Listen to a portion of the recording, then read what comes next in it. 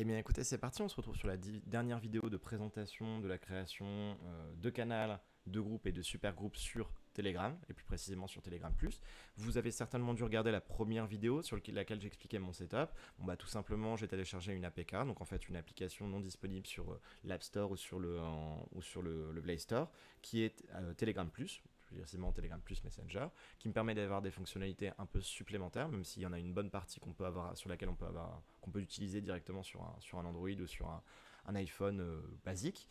Et puis, je suis directement sur mon PC, sur un émulateur Android, afin d'être sûr et certain qu'il ne puisse pas y avoir de problème si l'application est corrompue. En parallèle, j'ai deux comptes. Un compte qui est en orange ici, qui est un compte tout simplement administrateur, sur lequel je vais créer mes canaux, sur lequel je vais créer mes groupes, mes super groupes. Et ensuite, le deuxième, un compte utilisateur qui va me faire concrètement ce qu'on voit pour l'utilisateur.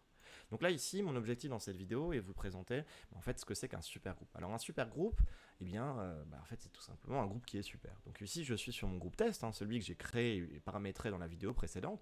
Donc au niveau du paramétrage, je ne vais pas en faire un blabla. Les permissions, vous voyez ce que c'est. Je vais valider l'envoi de messages. Donc les permissions sont les permissions basiques. On avait dit que épingler les messages et modifier les informations de l'échange, on les avait tèches parce que c'était quand même plus pratique pour la gestion. Les trois qui sont ici, je vous laisse voir la vidéo précédente qui est de façon très courte. La partie ici, elle sert à rien. Et ici, sur l'édit, on a mis le groupe en privé de telle manière à ce que ce soit par le biais d'un QR code ou du lien de pouvoir que les gens puissent directement accéder à ce groupe.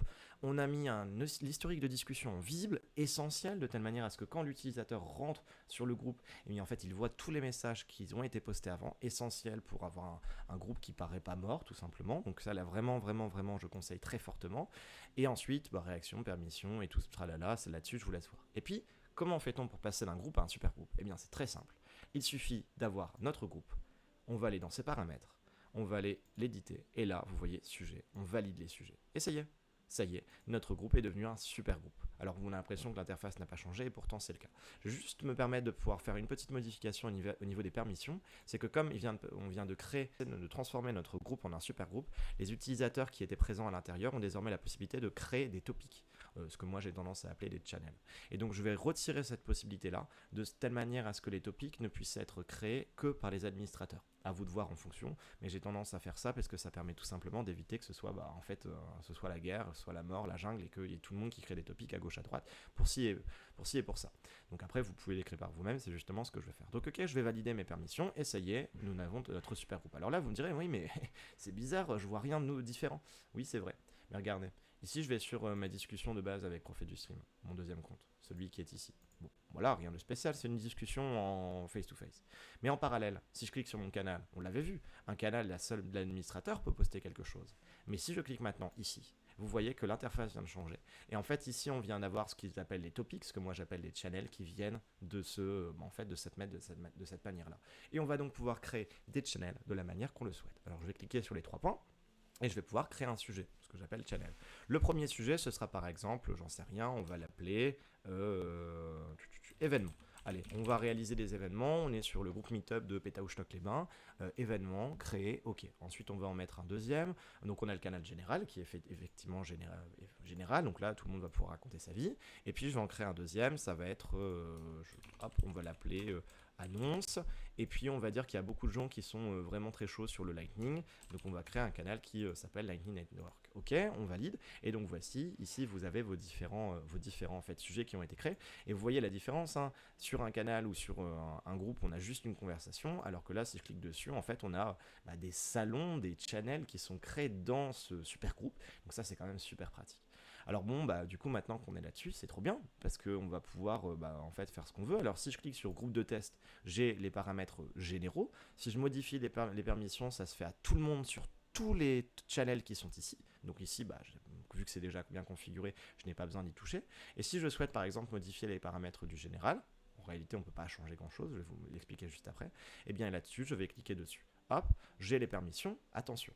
Si vous modifiez les permissions là-dedans, ou bien là-dedans, ou bien pareil sur les deux autres, vous modifiez les permissions des membres sur en gros sur la totalité du supergroupe. Donc dans ce cas-là, vous ne pouvez pas par exemple dans événements retirer les messages, les médias et l'ajout d'utilisateurs.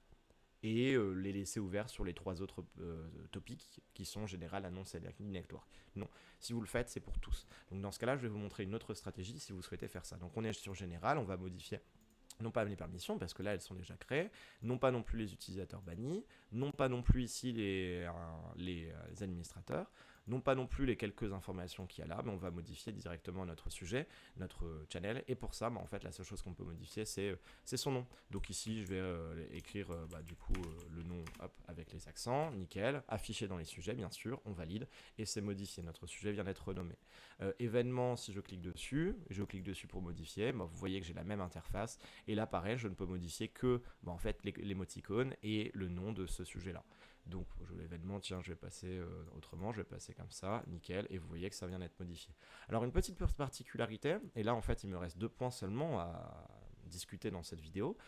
Première petite particularité, c'est que là, vous voyez les 4 catégories qui sont ici, les 4 sujets, les 4 channels, les 4 topics, ça dépend du thème que vous utilisez.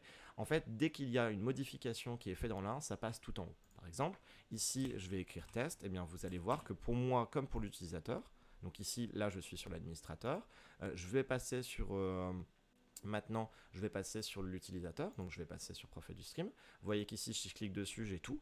Et bien, vous voyez que le test vient de passer tout en haut. Si maintenant, je décide de faire le même test avec un autre topic, un autre channel de mon super groupe, ce sera la même chose. Et donc, par conséquent, une chose qui peut être réalisée, c'est de venir épingler tout en haut dans l'ordre qu'on souhaite. Et on peut en mettre 5 si on n'a pas payé Telegram pour avoir le compte plus. On peut, ce qui n'est pas mon cas, hein, moi j'ai une application qui est tout à fait gratuite, on a la possibilité d'épingler à sujet. Il suffit de laisser appuyer par exemple sur annonce et ici vous pouvez l'épingler. Alors moi je ne vais pas le faire sur annonce, je vais vous montrer. Je vais dire tiens, le truc le plus important c'est événement. Vous voyez qu'événement était en 2e position. Je laisse clic gauche. Donc sur le téléphone, c'est je laisse cliquer directement et ici je viens épingler. Nickel. Et bien si maintenant on va voir sur l'utilisateur, annonce était en premier, et bien on observe que sur l'utilisateur désormais, et bien cela est passé événement en premier. Et événement est épinglé. Si je regarde les 2 messages, vous voyez qu'événement est épinglé alors que annonce non, général non plus, et ici sujet créé non plus. Ok. Bon du coup en fait ce qu'on peut faire c'est qu'on peut venir épingler jusqu'à 5 channels dans l'ordre qu'on le souhaite. Donc le dernier qu'on va vouloir c'est le premier qu'on épingle. Si je veux ensuite épingler tiens annonce parce que annonce c'est important, et bien dans ce cas là je vais venir épingler annonce, et vous voyez qu'ici j'en ai 2 et on peut en épingler jusque 5. Donc du coup sur l'utilisateur, sur l'utilisateur c'est Profil du Stream, utilisateur ici, on voit que annonce est en premier, événement en 2e. Bon ça c'est quand même un point qui est très intéressant parce que ça permet en gros de créer une espèce d'architecture qui est très définie par les administrateurs, donc par vous-même, de votre super groupe Telegram, avec des channels de discussion qui sont quand même intéressants. Je donnerai mon point de vue en fin de cette vidéo sur ce qui me semble le plus pertinent pour concrètement un groupe de meet-up, mais ensuite à vous de voir un petit peu les tests que vous voulez réaliser. Et puis la dernière chose, et c'est ce dont je parlais tout à l'heure, c'est imaginons. Imaginons que dans la partie événements, vous ne vouliez que et uniquement le fait que seuls les administrateurs puissent poster un message. Nous l'avons dit, si je clique sur événements ici et sur les permissions, les modifications de permissions qui se réalisent sur tous les channels, sur tous les topics, sur tous les sujets de notre super groupe. Par conséquent, il y a une petite strat qui est un petit peu rusée, c'est que je vais sur événements, et si je veux qu'il n'y ait que les administrateurs qui puissent écrire, parce que regardez, dans événements, pour l'instant, si je vais sur mon compte utilisateur, hop, ici, événement, l'utilisateur a la possibilité d'écrire. Je peux même envoyer un message, c'est bien validé. Et si je retourne maintenant sur mon compte administrateur, vous voyez que dans le truc, événement est resté en 2e position parce qu'il était épinglé en 2e, il n'est pas passé en première. Et donc ici, le message a bien été posté. Et bien la strat, c'est tout simple. C'est qu'on va aller sur événement, on ne va pas cliquer sur événement en milieu, on va aller sur les 3 petits points à droite. Et ici, vous avez différentes informations. Alors toutes les informations qui sont ici, en réalité, on s'en tape. La seule information qui nous intéresse absolument, c'est fermer le sujet. Et là, en fermant le sujet, seuls les administrateurs peuvent le faire. Et bien maintenant, l'utilisateur n'a pas la possibilité, lui, de pouvoir y poster quelque chose. Je vais ici dans mon groupe test. Dans annonce, je n'ai rien fait, donc je peux poster. Et là-dedans, le sujet est fermé. Ça veut dire que si dans événement, l'utilisateur s'est écrit à fermer le sujet, l'administrateur a fermé le sujet, si je poste test, eh bien je vais avoir un message d'erreur qui me dit ce n'est pas possible. Pourquoi ? Parce que le sujet a été fermé. Et vous voyez d'ailleurs que tout en haut, vous avez réouvrir le sujet. Et donc du coup, ici je suis sur mon compte utilisateur, ça ne marchera pas. Parce que tout simplement, c'est tout simplement parce que c'est l'administrateur qui a décidé de le clôturer. Bon bah ça c'est un point qui peut être intéressant parce que derrière ça va permettre de pouvoir gérer un petit peu vos canaux comme vous le souhaitez. Là ici le sujet est toujours fermé. Si vous voulez poster un message, par exemple un message test, eh bien on voit que du côté utilisateur le message est bien passé et a bien été reçu. Il est toujours en deuxième position parce que ça a été épinglé en deuxième position. Mais par contre on a toujours la possibilité de pouvoir, toujours pas la possibilité sur l'utilisateur d'envoyer ça parce que le sujet est toujours fermé. Pourquoi est-ce qu'ici ce n'est plus écrit la notification comme quoi le sujet était fermé, parce que j'ai cliqué plusieurs fois dessus et ça a fait disparaître l'information, la notification. Si je retourne sur le profil maintenant administrateur, eh bien, c'était ici, eh bien, si dans événements je décide de rouvrir le sujet, il me suffit de refaire rouvrir le sujet, l'administrateur a rouvert le sujet, et là maintenant avec le compte utilisateur, je vais avoir la possibilité de pouvoir dans mon groupe test, eh bien en fait tout simplement, événement, de pouvoir reposter, et si je reposte mon test, on voit ici qu'il n'y a plus de problème parce que le sujet a été rouvert. Donc concrètement, si vous souhaitez créer un super groupe sur votre Telegram, il suffit, petit 1, de bien paramétrer les informations, c'est-à-dire de bien paramétrer les permissions et surtout d'ouvrir les sujets, de le mettre en privé et de valider l'historique. Une fois que la visibilité de l'historique. Une fois que c'est fait, eh bien en fait, vous allez créer les salons, les sujets, les topics, les channels, comme vous voulez, vous utilisez le terme que vous souhaitez, les uns après les autres, et ensuite vous les épinglez dans l'ordre en fait décroissant de ce que vous voulez par rapport à la présentation. C'est-à-dire que si je voulais d'abord annonce en premier et événement en deuxième, j'ai d'abord épinglé événement et ensuite annonce. Enfin bref, vous faites vos tests et puis vous allez y arriver sans problème. Et une fois que vous avez fait ça, que vous avez créé vos channels, que vous avez mis peut-être la discussion dans votre channel, et bien derrière il vous reste plus, si vous le souhaitez, qu'à clôturer et fermer le sujet si vous le souhaitez, voilà. Et si vous voulez supprimer les anciens messages d'ouverture et de clôture, il suffit juste de cliquer dessus et puis après vous faites votre embouille de telle manière à ce que tout simplement votre topic puisse être le plus clair possible pour l'utilisateur. Vous pouvez même supprimer les anciens messages d'utilisateur si vous le souhaitez. Bon voilà, je pense que j'ai à peu près tout dit. Cette fonctionnalité de super groupe avec des channels est quand même particulièrement intéressante. Maintenant, mon objectif est de conclure. De conclure pourquoi ? Parce que nous avons réalisé 3 créations. Une création d'un canal. Je rappelle, un canal est quelque chose qui est statique pour l'utilisateur. L'administrateur peut écrire, mais l'utilisateur ne peut pas écrire dedans. Nous avions expliqué que même malgré le fait que dans un canal, l'utilisateur ne puisse pas écrire, il est possible de créer une discussion générale, donc en gros une discussion de Flood, associée au canal. C'est pas pratique parce qu'il y a 2 conversations qui se créent. Moi j'aurais tendance à oublier ça, à dégager ça, à ne pas l'utiliser. Ensuite, nous avons vu la création d'un groupe. Un groupe, c'est juste un canal général où tout le monde peut parler, avec les autorisations, les mêmes autorisations pour tout le monde. Il y a la possibilité de pouvoir évidemment épingler des sujets. Épingler des sujets, comment ça se fait ? Si je suis dans un groupe, que ici par exemple je fais annonce, je suis en QWERTY, voilà, annonce, et du coup pour épingler, je clique dessus et je vais faire épingler. Et donc par conséquent, je notifie tous les membres. Tout en haut, on a le message qui vient d'être épinglé. Si je reviens au-dessus et je retourne en tant qu'utilisateur, je vais aller là-dedans. Je vais aller dans ici et vous voyez, dans message épinglé, l'utilisateur le voit tout de suite. Donc concrètement, 3 possibilités. Les channels, j'aurais tendance à éviter parce que c'est statique, on n'a pas la possibilité de voir concrètement ce qu'il en est. Franchement, c'est très bien pour passer des informations à gauche, à droite sur en fait juste des événements, mais c'est pas pratique parce que ça permet pas aux gens d'échanger. Et comme quasiment tout le monde arrive via le Telegram ou l'application Telegram, il faut que les gens puissent échanger, poser des questions. Donc les canaux, j'aurais tendance à dégager ça. Les groupes, c'est pratique. Je vais vous montrer par exemple le groupe de Bitcoin. Vous voyez, il y a des conversations à gauche, à droite, ça échange. C'est sûr qu'on ne peut pas avoir des discussions très, très poussées ou très précises sur ce genre de groupe. Mais derrière, rien n'empêche de renvoyer vers un Discord. Il y a une vidéo de présentation sur la création d'un Discord qui a été réalisée. Ou bien, si vous souhaitez lier, on va dire, Discord, qui est quand même beaucoup mieux en termes de création, mais effectivement moins sécurisé ou autre, il y a la possibilité de créer des sous-groupes. Et là, créer un sous-groupe, c'est justement ce que je viens d'expliquer.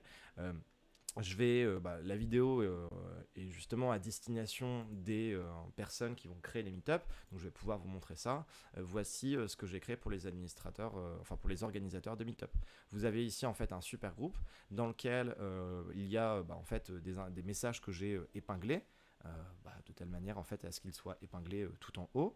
Et puis une fois qu'on a les messages qui sont épinglés, donc en l'occurrence il y en a quelques-uns, et bien ensuite vous avez les autres informations. Vous voyez que dans partage de ressources, tout le monde a la possibilité de... Dans partage de ressources, ah oui non là pardon, je dis une bêtise parce que là je suis sur le compte administrateur, donc forcément je peux tout faire. Mais ce qui est en partage de ressources, tout c'est ouvert, tout le monde peut modifier et renvoyer, enfin tout le monde peut envoyer un message. Par contre le message qui est ici a été épinglé tout en haut, c'est-à-dire que pour l'utilisateur il voit le message épinglé tout en haut, c'est pour ça que c'est écrit épinglé.